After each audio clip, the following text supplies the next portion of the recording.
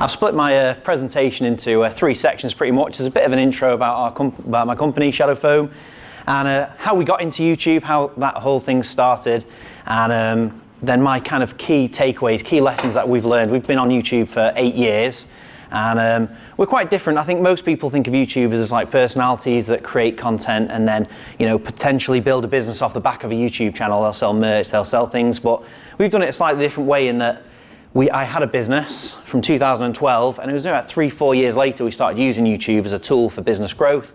And yeah, we've learned a lot of lessons along the way. We're at 155k subscribers now. I brought the plaque along if anyone's got ambitions to create some YouTube content, YouTube channel. You can have a look at that later. And I've brought along a piece of our unsexy product, as Paul calls it, which is Shadow Foam right here. So it is quite innocuous to look at. It's a multi-layered polyethylene grade of foam that you cut around shapes, peel back layers, and create yourself an organizer. So I'll get into that a little bit more in the presentation, but it is loaded up now, so I'm guessing I can click along, yeah. So yeah, my name's John O'Shone. I'm an electrical engineer by trade, so I'm a tradesman, and then designed a product, and then went down that whole kind of journey of, right, I need to sell this thing online. So it's been a real kind of like slow starting, but just keep growing, keep trying, keep testing, finding things. We all know marketing there's a lot of different marketing approaches you can have. And through our trial and error, we stumbled across YouTube and, you know, loved it, basically. I couldn't recommend it anymore. So that's another thing I'd say. I'm a huge advocate for YouTube. It's really done a lot for us. So we're based up near Manchester, Cheshire, UK. Like I say, founded the company in 2012. It was a classic side hustle, set up in the back bedroom, and it's grown to, well, we'll get into this. So a bit about the company. Started selling, like I say, selling online 2013. We've grown 20% every year consistently, every year, year on year. We're at 18 employees now. Last year, 1.7 turnover. This year, should be do about 2.2 million pounds worth of products sold primarily online, primarily on our own website. All of this stuff here, and basically in loads of different profiles, loads of different colours.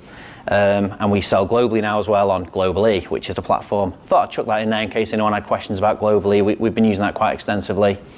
Globally is like a third-party commerce connection you can build into your Shopify site to help you expand. It's quite a cool system. What is Shadow Foam yet? So Shadow Foam is a multi-layered grade of polyethylene foam. Loads of colours available, loads of sizes, loads of profiles. The material's made, the foam itself's made in Europe. We do all the profiling and packaging in the UK. All of our orders are all fulfilled. Our Amazon is all fulfilled from our factory in Cheshire. Not just for tools, you know, maybe, I don't know how many tradesmen are in here, how many people use tools, but we're all using cameras, we're all using tech stuff, and it's also used quite heavily for organising tech gear, organising pelly cases and whatnot. And it's used by some of the largest companies in the UK, all the F1 teams, all the aerospace companies, but we also have a lot of individual customers. The website's built for business to business, but also for individuals, and we have a lot of focus on individual purchases. And then we have another tool we use quite heavily is other affiliates and other influencers, which we'll get into. Being on YouTube, being a YouTuber does certainly help you connect with other influencers and build that influencer network, because you've got a voice of authority there, and you're not just getting a price list every time. You're being able to talk to them about collaborating, which has been a massive advantage for us. E-com journey, just thought I'd chuck this in there. We're all running e-commerce brands, e-commerce stores. Well, we started out on a custom HTML website, and that's just due to ignorance, really, not understanding. It was quite early. Someone built a full HTML website for me, and it was a nightmare. Moved to WordPress with WooCommerce attached. It's a lot better, but we still had problems. We're now on Shopify. That's really good. We're really pleased with it. It's been no problems. We also sell on Amazon through Seller Fulfilled Prime. We sell on eBay, sell on B&Q Marketplace. Some of the systems that we use, I just thought I'd chuck those in there. It's just interesting to know. We use Shopify Plus, Dispatch Cloud, everything connects through that. Klaviyo for all of our emails, Zendesk for all of our CRM and our customer tickets, and then SEMrush. Probably some others as well that I'm forgetting, to be fair, but into the YouTube journey. So Shadow Foam is a visual product, and I realized really early on we needed videos. And I originally, you can see, you know, without videos, it's very hard to kind of demonstrate what this is. So we started creating videos, and then we were hosting them on YouTube, and we were using it just like Vimeo and putting them on the website. And it was, used purely for hosting. There was no people, no voiceovers. It was just kind of how-to videos with subtitles, and then some kind of like project with just hands, no talking. But the videos started gaining some views. You can see some of our early videos here, some of the early thumbnails. That's the first one there, the GoPro case, 9 years ago. I filmed and edited that one. And it was just enough to teach me that I hate it. I really hate editing videos. It's because you have to spend so much time on it, you're very critical of yourself. I'm not super techie myself anyway, and it's a bit, you've really got to dial in. Editors are a different breed in my opinion. Here's my video manager and editor here, and he's a legend, and I couldn't do what he does. So one of my first employees was a videographer, third employee in the business. Even before I was employed full time, I brought in a videographer. Didn't want to be on camera for a long time, didn't want to be a personality, didn't want a personality driven business. Because I thought it would hinder my exit strategy. I thought it might hinder my future if I'm too heavily tied to the brand, too heavily tied to the product. But I've had a full U-turn on that. So we tried a video with me in it, and it was awful. And I look back now, and it's crazy. And there's a little clip later on, and you'll see the comparison of where we are now and where we were. But that video just skyrocketed for us. That's for what we're doing, Tools in Foam. 1.9 million views was incredible, and it was a real game changer. And it's that human connection. You know, we started also seeing a lot of subscribers. We had other videos before this that had done well, but no one had subscribed. No one had anything to subscribe to really. They just saw it and moved on with their life. So yeah, that was a really big turning point for us. It's still the highest video to date, although we have consistent videos over 100, 200,000 views, which is what we want, to be fair. We learned later that virality is not really a great thing. So YouTube is different, human connection matters. Having me in the videos was an absolute turning point. And also video content is evergreen. That video now, that Makita video from 7 or 8 years ago still gets views now. All of our content, we're coming up to 1,000 videos, they're all getting views pretty much all the time. Some videos from 3-4 years ago are still getting, 200-300 views a week, which is mad when you compound that over 1,000 videos. We have 3 to 4 videos. I'm off my notes here. I need to make sure I'm getting everything in. So yeah, we have videos from 3-4 years ago getting 200 views. This was me checking this last night, checking these. Videos from a few months ago. You put something on a short on Instagram, you put a short on YouTube, and they just die, don't they? You put it up, it either bangs or it dies. With videos on YouTube, we're getting 2,000 views on videos that were done months ago, and they're still pumping. Your back catalog's working for you. A whole catalogue of videos is still being searched, it's still ranked on Google, there's a huge additional benefit to it, and you're getting the consistent exposure, which is what I really like. I view YouTube, I actually don't really like social media. I'm not a big fan of it. It's a big distraction, it's quite hard to keep up, it can be quite a grind, a relentless grind to feel like you've got this business and you've got to spin all these social media plates. But I treat YouTube like I would like my blogs on my website. It's like SEO. You create a piece of content, it lives on, it works like a blog. It's being searchable, and it's worth a lot more time and resource. So that's the YouTube journey. This has brought us to this point. We pretty much, when I started going in videos, we consistently did it then, one video every week. We made pretty much a promise I brought in a videographer. We were going to put a video out every Friday, live or die. That was the goal, whatever happened. And it was that started seeing us having consistent growth and moving forwards. And over that, I had to think about it when Paul asked me to do this talk, and he asked, we do a lot, we've been doing e-commerce, there's loads of marketing things we do. YouTube's the most significant and standout one. And I thought, what is the big lessons, what are the big things I'd advise anyone else who was thinking, right, I'd like to do YouTube, I think it's a good approach. Well, I've got a few to go through, but production quality, some people will get distracted by, they have to wait for the best gear, they need £1,000 of gear, all the best cameras, loads of cameras, the best videographer. And you really don't. In the day and age where you can have an iPhone, that's more than enough. So what we use a Panasonic GH5, pretty innocuous, pretty standard SLR camera. Same one Colin Furze uses, don't know if you know that guy, massive UK subscriber, YouTuber, 12 million subscribers, still running around with a GH5. You don't have to spend huge amounts on camera gear. Lapel mics, having good audio is probably even more critical than a mic. Some people have a great camera, and then they're just having like a little shotgun thing, shotgun sausage they call it, on the top of the camera. And you can get a lav mic for like 100 quid now. Connect that to your phone, that's far more. People are more forgiving of bad footage if the story's told correctly and there's a good narrative. But bad audio can really kill your videos. Batch content, so the way that we try to work, it's tricky being a YouTuber and being a business owner, because obviously we've got 18 employees, they all need a bit of time, a bit of input, there's meetings, there's loads of things to do. I can't just be filming YouTube videos every day. I'm putting one video out every week, and our videos are between half an hour and an hour long, so they're like big videos. There's no way I'd get the time if I didn't do this strategy of batch content.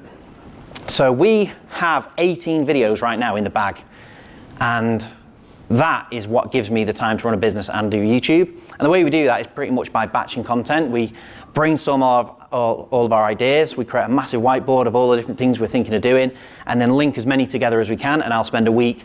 We just did a trip around Europe, and we did 11 videos in 4 days. And they're all still half an hour, hour-long videos, and they'll go to the editor, and then Matt and the other assistant editor will literally just work on that, and I'll be free to do whatever I need to do. And every now and then we have our own in-house studio. They might come to me for a line or two, but that's it pretty much. And that is that line there: consistency beats virality. When we've had a viral video, it's been great. It's like the flash in the pan, you're excited, you get some orders. But what happens is you see a little bit of a boost in subscribers, but it actually can damage your whole channel. And this is the craziest thing about YouTube, really, that what you really want is your video to beat your last video. You don't really want to worry about anyone else. You don't really want to even think about the rest of the YouTube sphere. All you want to think about is your videos, and you want to have a progression. Your videos are getting better, the view duration is better, the click-through rate is better. And if you have a viral video, it can really stink it up for you, because it's hard to beat this viral video, and all those people that have come in, they might not come back. You know, it's better to have, we found videos that do 100K, 200K, you're gonna get another 100K and 200K on the next one, and that steadily grows, and the graph over time is a lot better. So that can take a bit of the pressure off too. In the early days of Shadow Foam, when we were doing these content, you're always gunning for this viral video, and it feels like you're never gonna get there. It feels like you're not reaping any reward, but you're reaping a much more kind of evergreen reward, which is people that stick around, customers that stick around. And we split our videos into 3 key types of videos, and this is a way of, if you're thinking, oh, well, I don't know what I'd do on YouTube, I don't know what videos I'd make, well, we kind of break it into these 3 categories. I didn't know this until I was putting this report, when I was putting this presentation together. I was thinking, well, how do we do it? Well, sometimes there's videos that you just need as a business. You might need a video that demonstrates, you want to be able to send it to retailers or customers, or you want a video about your business, or sometimes there's just vanity videos. Oh, I really want this video to demonstrate how cool the business is, and I can send it to different ones. So there's the need to haves, and you kind of want those on your board because they are great videos, and if you need to have them, you can justify the expense on the fact you want it anyway. And then you've got the ones that are searchable. So we'll do a lot of checking on SEMrush, what questions are people asking, what are the questions that aren't answered, you know, about tools and about foam and about organization. And then essentially that's your title. And then the video is about answering that question. And obviously the trick then is to make a video that holds attention. And there's loads of ways to do that, but essentially you want to make sure that you've got that question in your title, your thumbnail and your title are really dialed in on that searchable question. And then you build a video around it. And then the next one is entertainment, which is we try and have a good mix of all 3 of these. Videos we want to exist, videos that are searchable, and then something that people watch and then they'll subscribe and they come back to it. So we kind of look at what's trending and what other YouTubers in the space are doing and try and feed off them a little bit.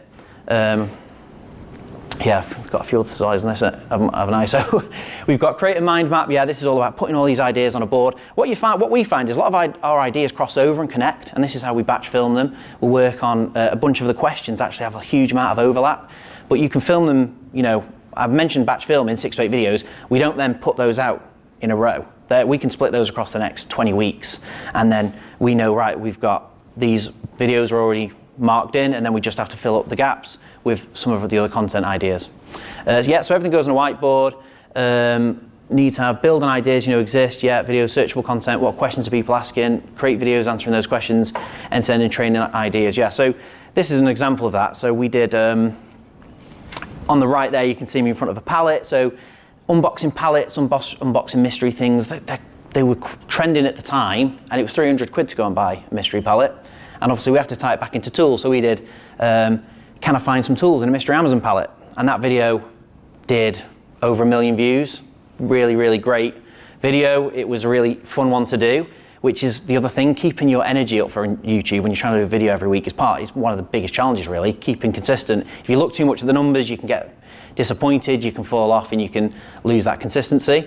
But yeah, so This bit is about title and thumbnail, which is absolutely critical. In the early days of Shadow Foam, I would be very much, I've got this idea, I want to do this, I want to do that, I bought this thing, I want to make a video about it.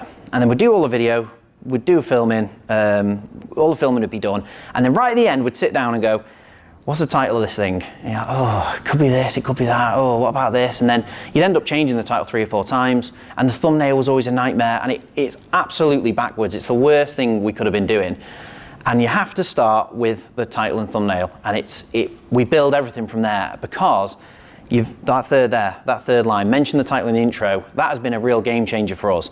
If you know what the title is, and you know what the thumbnail is, and you know what the concept of the video is, right when they click on that video, the first line I'll say is, in today's video, I'm unboxing an Amazon pallet. And then if they've clicked it, the bounce rate just drops massively and you get people engaged, they know what they're watching. We don't have any slow building little, a lot of these channels, especially business channels, tend to have some kind of like animated graphic of the logo with like 10 seconds or some kind of intro card showing some of the clips of previous videos, and we just bin all of that off because it just kills your bounce rate. People are just watching it and going, oh, I clicked about an Amazon pallet, why am I watching an animated logo, why am I watching some trailer from what they've done previously? So we just get straight into what we've promised. Deliver what you promise, exactly that. If you've said it's an amazing Amazon pallet, you've got to deliver on that, and then split test your thumbnails. This used to be difficult. We had to use a separate split testing software, and that was like an outsourced thing. It was connected to YouTube. It was a bit janky, but it worked. We'd test 4 thumbnails, and we were always looking at click-through rate. Which thumbnail's got the best click-through rate? A little bit there. We paid £20 for a thumbnail, test 3. YouTube now allows you to split test 3 thumbnails. We do that. That's one of our rules. A video won't go out if it's not got 3 thumbnails. And I suggest if you started doing YouTube, that'd be a massive advantage for a new person starting that we never did. For the longest time, our videos lived and died by the thumbnail. We didn't even know it, and we just had 1 thumbnail. It's 1 roll of the dice. You get 3 rolls of the dice now. And then this is a really big important one at the bottom, which I've written on here, and I don't think anyone really mentions, and that is avoid changing the title. We found with a few of our videos that we were split testing the picture and we were split testing the title. And one day I noticed one of our videos had been #1 search for a big show in the UK at the NEC. And then a few days later, I checked and it was gone. It was absolutely disappeared from, I couldn't find it, and searched a few different terms, couldn't find the video. And what had happened is our split testing software had changed to a different title, it didn't have that keyword in. And then even when it had changed back, it was just lost. Just literally, you may as well have not even titled it, because you couldn't find it in search. And what had happened is that YouTube index it by the title, and then it seems that they don't index it again. So if you change the title, then they're just going, oh, I don't know where to put it now. It's pretty much gone. So once you've locked in the title, never change it. That's our advice. And then change your thumbnail, because that doesn't have an impact. And I mentioned that we were tracking CTR. So we were always thinking, right, if you've got 3 or 4 thumbnails, the one that's the winner is the one that's got the best click-through rate. But actually, now YouTube have built their split testing software into the platform, they tell you something different, which is really interesting and gives an advantage to anybody who's starting now. So this is a video that did 150,000 views a couple of weeks ago, and that was the title. I visited the biggest tool store in the UK, which we don't change, so that's locked in. And it's a great tag, it's got tools in the tag, it's intriguing, it's short, we don't have really long titles. I personally don't like having really long titles with loads of keywords. Some people do. We've tied it both ways. We feel like short titles do better, as long as you're still thinking about search terms and keywords, but not trying to cram every keyword in that you can possibly think of, because some of your videos then end up bastardizing each other anyway, because they're all just blocking each other, especially when you're in such a weird niche like tools in foam. Yes, that was one of the thumbnails. 20 quid, that is, from a Fiverr thumbnail designer, which I'd recommend. And then we always try a selfie mode photo, again, through our testing. It's a quite human one. These often win, to be fair. The selfie ones do tend to do quite well, and it's just dead simple, it's natural, there's no editing involved. And then there's another one, there's a bit of AI in that one. Can you guess the winner? Well, I'll give it away a little bit, didn't I? It was the selfie one. And you can see that YouTube have put in here that it's the watch time share that they track. So they're not bothered about CTR, and on the question mark, it basically says in there, click-through rate is good, but it's not as good as someone clicking and then watching the video.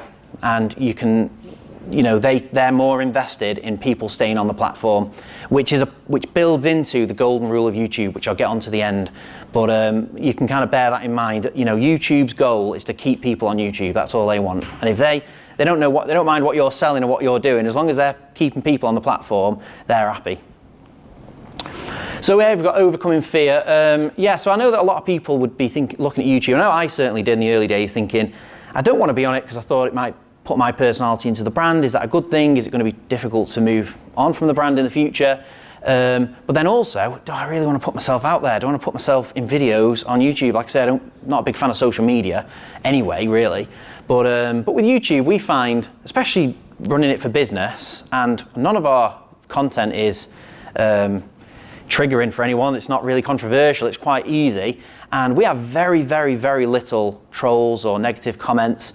But one thing I would recommend if you're worried about this, and the best thing I've done and we've done, is that from right at the start, I had a videographer, and I would recommend getting one, because the first couple of videographers we had were like wedding videographers, or they were looking for something to back up their kind of full-time role. And they were loving the opportunity to come and work for me 1 day a week. It was really good. It was cost effective. They came in, let them manage the YouTube account. And what I found is that anyone who's working with me on videos, they're just as invested in the comments as you are. They want to see the comments. They want to see what people are saying about the video that they've edited. So you just empower them to just go through and filter anything that's, you know, potentially negative. You never see it. And that is my top tip. You don't see it, crack on with your life, focus on batch filming videos, and just delete all that. And crack on, basically.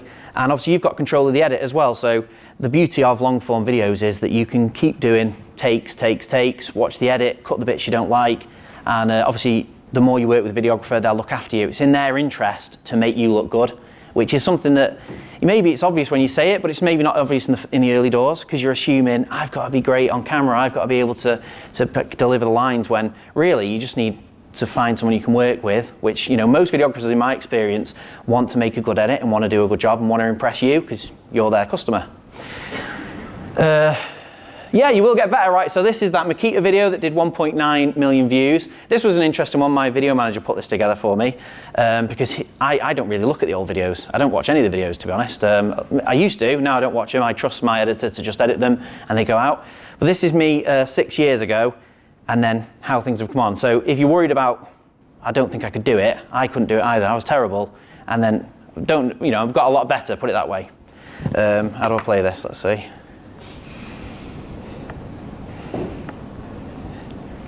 It's probably a good thing if it doesn't play, to be fair.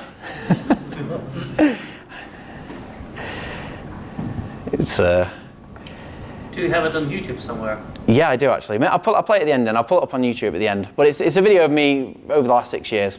Right, so the golden ticket. So this is like the biggest, this is how you do well on YouTube pretty much, and this is the thing that you're gunning for or shooting for. And if you started off from YouTube right now, I think this would give you the biggest advantage to understand how YouTube works.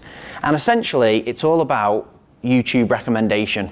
That's how you have a video do really well, grow a channel, nurture a channel, and it's YouTube recommendation that's done all the work for us. So you can see this is our subscriber graph over the last, like 9 years. And you can see it's flatlined. It took ages to get rolling. It was really difficult, but all of those early years there, I wasn't in. Up until 2020, I wasn't in any of them videos. That was just hands and music overlaid. And then number one is where I was, the first time I was ever in a video and things started going up. And you can see there that 96.8% of all the people who watched it were recommended that video by YouTube. And that's because they compare your video to your other videos. And it has to do well when it's measured up against your own content. And that's where I think a lot of people I've spoke to, other YouTubers, other creators in the past, they'll look at everyone else's videos and compare their videos to them. And you kind of pretty much need to look at your channel in isolation and just look at what you're doing and forget everything else. And your video has to beat your other videos. And if it does, YouTube go, you're onto a winner, and they'll recommend it for you. And if they recommend it a little bit and it does well and it has the same CTR, they recommend it more, But yeah, there's a few more slides on this. So what is YouTube recommendation? Every video posted on YouTube has the potential to be organically pushed. Every single video has that opportunity. YouTube's algorithm, which nobody knows, identifies which ones it's going to push. Your title, description, tags, that's all what categorizes the video. The only way to grow your channel on YouTube is for recommendation. So what is recommendation? YouTube, this is their own description of it.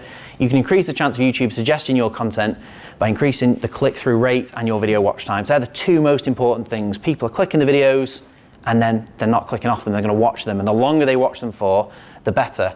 In a sense, you're competing with your past self. You're competing against videos you've made. You can ignore everyone else's videos, and that's how they compare it. The algorithm is measuring you against you. So it's got some positives and it's got some negatives. We call every video, it's a bit of a lottery ticket, and that's why I love making batches of content and having a video going every single week, because you know then every Friday there's a lottery ticket. You're hoping the video beats your last one, it pushes, and it consistently drives sales. First people to see a video are your subscribers, so basically you want to make a video that your audience are going to love. We've learned this the hard way because there's sometimes videos that I'm excited about, I really want this thing to exist, I think it's going to do well. We put it up and it just stinks it up. It doesn't go anywhere and you're really devastated by it. But that's because at that point we didn't understand. If our audience don't love it, and we know that we built an audience of basically middle-aged men who love tools. They're all tradesmen. It's like 98% of our audience is blokes. They're all middle-aged from like 30 to 50 and they like tools. And if I put on something about tech, it doesn't do as well. So we have a separate YouTube channel for tech and we try and create an audience and create content that audience is going to love. And if they do, it gets put out to everybody. Yeah, and I think I've pretty much summarized that in the negatives. And YouTube is constantly looking to recommend successful videos. That's their whole YouTube game, is they want creators on the platform making good videos, and they're looking for winners all the time. And you can literally go to the front page in an instant. We've had videos that have just out of nowhere, they're like, look, the graph's flying up, and it's because YouTube's algorithms picked it out from whatever videos have gone up and started pushing it for you. So yeah, this is the Makita Power Tool Wall metrics, and you can see that this one, the reason why YouTube were looking at it and saying they liked it is because this was actually quite a short video. Our videos, like I say now, are like half an hour pretty much all the time or more. This one was about 8 minutes long, so they're looking at the percentage of view time in terms of how long the video is, and it had 1 minute 30 more viewing time than normal. And you can see this graph is the views that it's received, and it's not like a flash in the pan like an Instagram post or a story. This is over a long period of time. You know, what's that, 5 years or something there, probably more than that. Yeah, 5 years, about 5-6 years, and it's still getting views, consistently getting loads of views. Average CTR through for our videos before this was 3.4%. This video was 6%, pushed to 6.2. So yeah, goodness knows what other people's videos are. We've written there it's 5 to 10%, it's very good, but again, they're measuring you against yourself and your previous content. This is the next thing, so collaborations. I don't know if you've ever reached out to influencers and tried to do kind of like brand deals or try and work with them, but it's very difficult. A lot of them don't get back to you, and if they do, if you're just a company, they give you a price list. It's very hard to justify the spend. It's a total different game when you are an influencer and you're contacting them and you're saying, do you want to collaborate? We can push you. And you know, Colin Furze is the best example really, because he's crazy numbers compared to what we are, but it was a different approach. I was able to meet him and talk to him about collaborating and didn't pay him anything. He's an affiliate, he's one of our ambassadors, he gets a commission, but there was no payment for content. And there was a few things we did with this. We can see obviously that the view duration was high, but we put our video out at the same time as his video. Our video ended up being the recommended one off the back of Colin's, and we saw a great click-through rate, loads of repeated views, and we wouldn't have got in the door if we didn't have our own content. I think one of the lessons I've learned really as well is we waited too long to start utilizing the channel as a real expert voice, because what we find is on Instagram, you need a lot more followers to actually be taken seriously, because there's such there's a bigger net of people basically. But with YouTube, you can have a much lower subscriber count. We didn't even start reaching out to anyone until we were like 50, 60, 70,000, because we had that imposter syndrome. We didn't feel like we were able to be big enough to have conversations as a real influencer. But in recent years, we've seen channels that are like 5, 10, 20,000 subscribers that have been able to do brand deals, being paid ambassadors, and so all I'm thinking is we should have started earlier. You know, we missed the trick a little bit. We didn't monetize the channel for a long time either.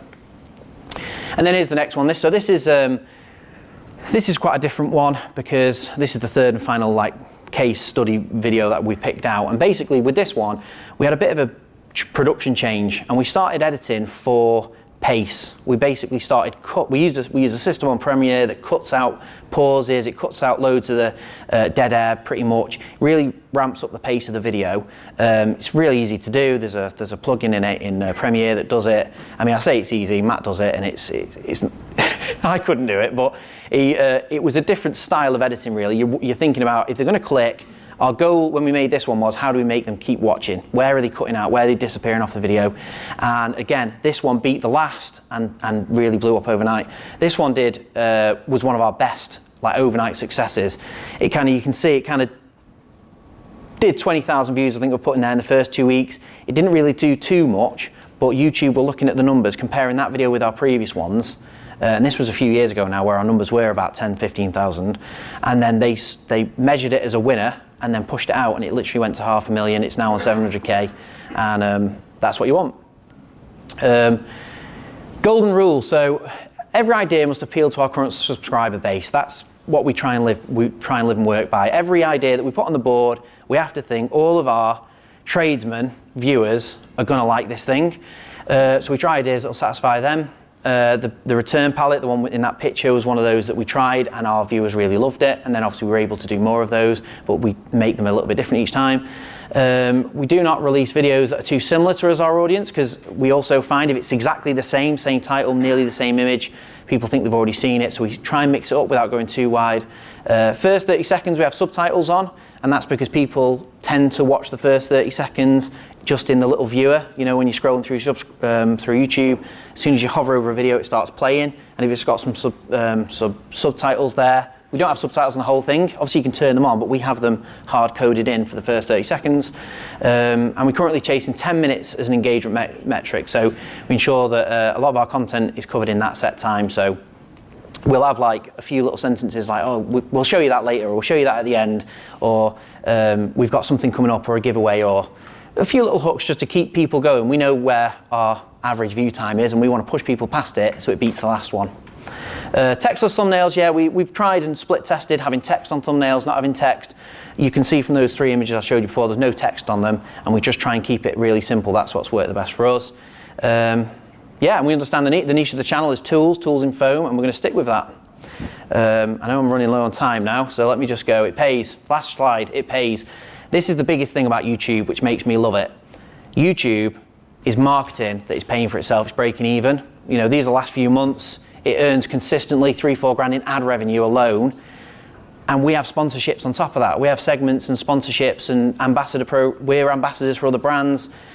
And what other marketing can you say that about? We've spent thousands of pounds on magazines, we've spent money on pay-per-click, we still do pay-per-click, we've sponsored football teams, we've done loads of different things across the marketing platform, and they all cost money and they do get a return, but YouTube costs money, and eventually if you keep grinding at it, this pays for the video manager, it pays for an editor, it can pay for the cost of the videos and the production, and you get to a point where people are reaching out wanting you to make content for them, and you can pick and choose. So yeah, final thoughts and then questions. Yeah, so you've got a unique voice. Everyone's got something to offer on YouTube. I think that's the beauty of it. Obviously, I can't show you the video. Maybe I'll share it on the e-commerce group. So join that chat and I'll share the video. And it's awful, the first video that I had, but it did really well that I was in. And it's because it's something different. You're not seeing you before. You're talking about something that they've obviously clicked on, they're interested in. It's tools. And you just want to crack on with it, really. You find your rhythm as you go, and you can always delete old videos. That's the beauty of it. If you put a video up, you're embarrassed of it in a few years when you look back, you can always just hide it. Consistency beats perfection. Putting videos out every week, rain or shine, is the best thing we ever did. And YouTube is powerful. I've put that there because it's a very serious media platform that it's much more, we found it to be highly respected. When you're having conversations, it's a lot easier to talk from a point that you're making long form YouTube content than we're making some Instagram shorts. Although we do that, we have Instagram, it's 50,000, we've got all of the different ones, TikTok. YouTube's the one that people kind of stop and listen to a bit more. And yeah, that's it. Any questions? But we are kind of out of time.